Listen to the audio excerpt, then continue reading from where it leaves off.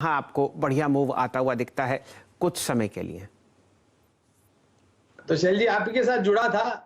IRCTC 4700 500 था जब सवाल आप ही ने पूछा था क्या ये 5000 तक जा सकता है, तो मेरा जवाब था 5000 क्या ये 6000 तक भी जा सकता है। और कल 6000 छूने में महज मेरे ख्याल से 30 या 40 रुपए की कमी रह गई थी।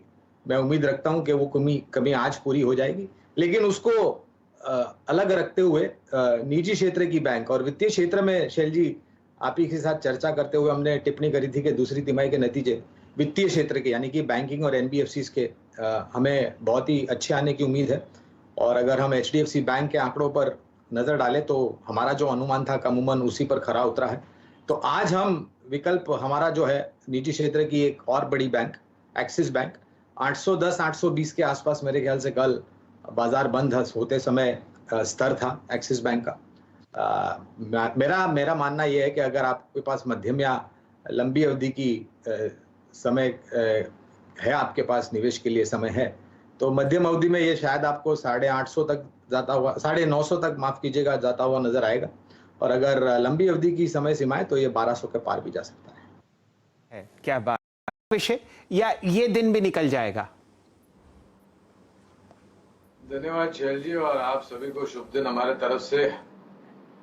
तो समय कभी भी ठहरता नहीं है, वो आगे बढ़ता रहता है। और हम ये मानते हैं कि ये जो समय है ये भी बीत जाएगा और लाजमी था कि बाजार में आप थोड़ा बहुत मुनाफा वसूली देखें। हम कल भी आप ही के साथ जुड़े थे प्रातः में, बाजार जब शुरू होने वाला था तब कुछ हमने भी जिक्र किया था कि शायद थोड़ा बहुत करेक्शन आए, बाजार की सेहत के लिए और बाजार में जो निवेशक है उनकी सेहत के लिए अच्छा है।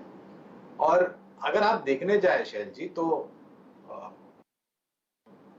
62,200 का सेंसेक्स था, सर्वोच्च स्तर की मैं बात कर रहा हूँ।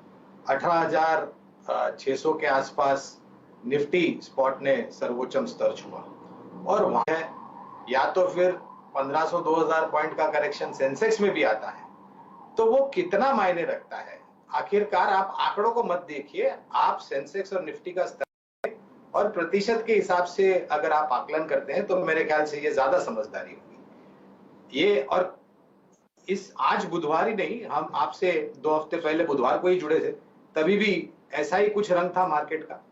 तब भी हमने निवेश की कवायद की थी और मैं मानता हूं ये भी एक निवेश का मौका है, बशर्ते कि आप मजबूत, सक्षम, अच्छी मैनेजमेंट वाली कंपनियों में निवेश करें। अभी आप जुबिलेंट फूड्स का जिक्र कर रहे थे।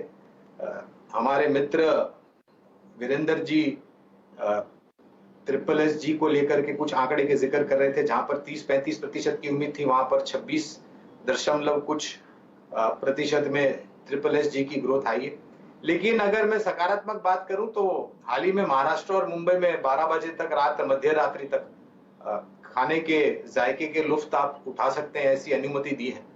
तो मुझे लग रहा है कि ये एक करेक्शन है छोटा मोटा। QSR सेगमेंट की सबसे बड़ी दिग्गज कंपनी है जुबिलेंट फूडवर्क्स, हमारी खरीदारी की सूची में है। और उसके साथ साथ अगर एक विकल्प मैं देना चाहूं मध्यम या लंबी अवधि के लिए, तो 700 के आसपास भारतीय एयरटेल चल रहा है शेयर। ये मुझे लग रहा है कि आपको, अगर आपका नजरिया मध्यम या लंबी अवधि का है, तो खरीदारी करनी चाहिए। 740 750 मध्यम अवधि में, और लंबी अवधि में लग रहा है कि 780 से 800 रुपए तक के स्तर भारतीय एयरटेल में आपको आते हुए दिख सकते हैं। अभी भारतीय एयरटेल का जिक्र किया था, 700 के आसपास मेरे ख्याल से दिन के सर्वोच्च स्तर पर है। मैं इसी पर ही फिर से जोर दूंगा, 750 और 800 रुपए के लक्ष्य मध्यम से लंबी अवधि में।